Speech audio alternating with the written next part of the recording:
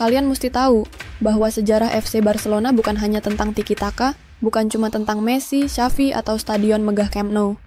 Di balik semua kemewahan itu, tersimpan kisah lama yang tidak pernah diajarkan di ruang-ruang kelas, kisah yang ditelan waktu, dan hanya dibisikkan pelan oleh mereka yang mengerti bahwa sepak bola tak pernah sekadar permainan. Kalian mesti tahu tentang pria bernama Joan Gamper.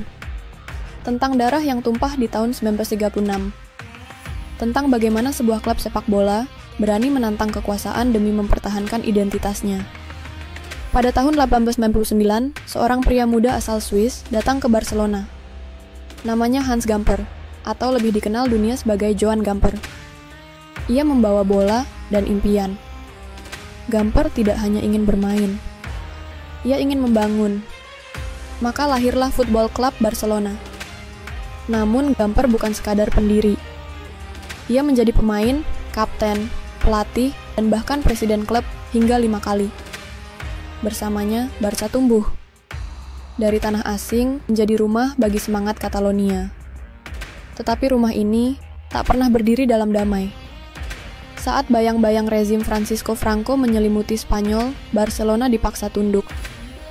Nama klub harus berubah menjadi Klub de Football Barcelona.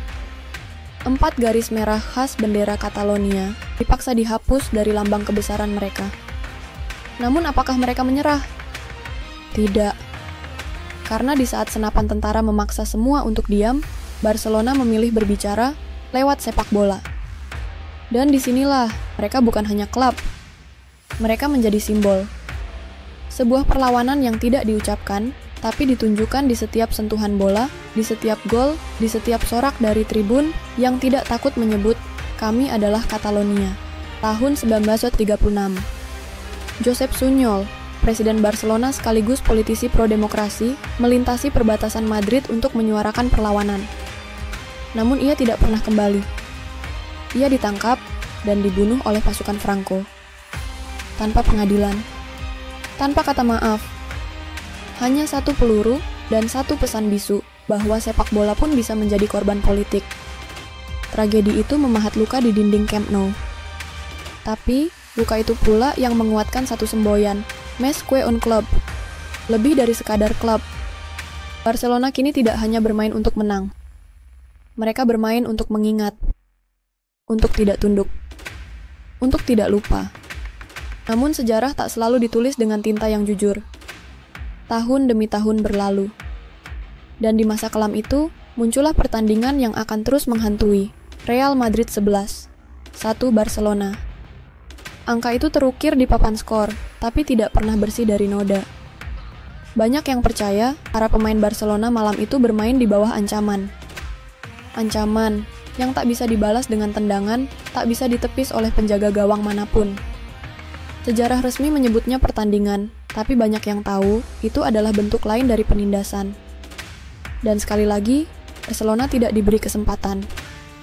Namun dunia mencatatnya, dan supporter sejati mengingatnya. Sepak bola adalah tentang gol dan trofi, tapi kadang, ia juga adalah tentang ingatan dan identitas. Barcelona bukan hanya rumah bagi tiki-taka. Ia adalah rumah bagi mereka yang pernah kehilangan suara, yang pernah dilarang bernyanyi, yang pernah dipaksa lupa pada tanah kelahirannya. Jika kisah ini membuatmu merasa bahwa sepak bola jauh lebih besar dari 90 menit, jangan segan untuk berbagi pikiranmu di kolom komentar. Karena bisa jadi, ada banyak di luar sana yang belum tahu bahwa sejarah klub kesayangan mereka didirikan bukan dengan uang, tapi dengan keberanian. Dan kalau kamu ingin terus menyusuri sisi lain dari sepak bola, kisah-kisah yang tidak ditayangkan di televisi, kamu bisa ikut jadi bagian dari perjalanan ini. 1 klik. 1 subscribe. 1 komunitas yang percaya bahwa sepak bola adalah narasi manusia. Barcelona hari ini adalah klub global. Penuh bintang. Penuh sorot kamera. Penuh slogan-slogan komersial. Tapi Barcelona yang sejati lahir dari hari-hari kelam. Dari tekanan, dari luka, dari kehilangan. Joan Gamper akhirnya mengakhiri hidupnya karena tekanan politik. Josep Sunyol meregang nyawa karena keyakinannya. Dan ratusan ribu supporter di masa lalu terus bernyanyi di saat dunia meminta mereka diam. Kita mungkin tidak bisa mengubah masa lalu, Tapi kita bisa mengingat. Kita bisa menceritakan. Kita bisa menolak lupa. Jadi lain kali saat kamu melihat Barcelona menang atau kalah, ingatlah ini, mereka bukan hanya klub. Mereka adalah simbol. Dan simbol tidak mati. Karena mereka lebih dari sekadar klub.